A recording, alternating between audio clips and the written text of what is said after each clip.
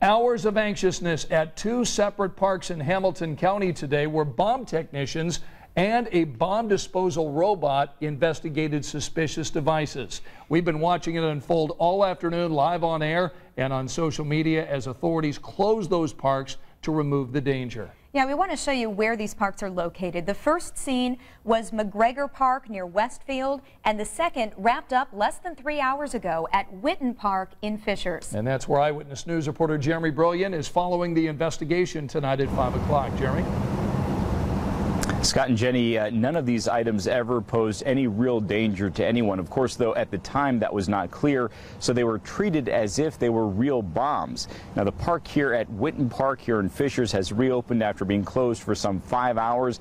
And then over in Westfield, McGregor Park, you mentioned that was the other park where a couple of devices were found. It was closed for a couple of hours after someone noticed those two items. The park closed, it was cordoned off by police, and an Indiana State Police bomb squad was called in. The two devices were x-rayed, and they were what police describe as incendiary devices, so something that could potentially start a fire, but police say they were inoperable and may never have been operable.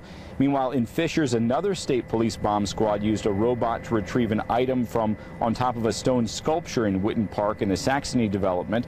Police say it was not an explosive device, but they still commend the person who saw it and said something.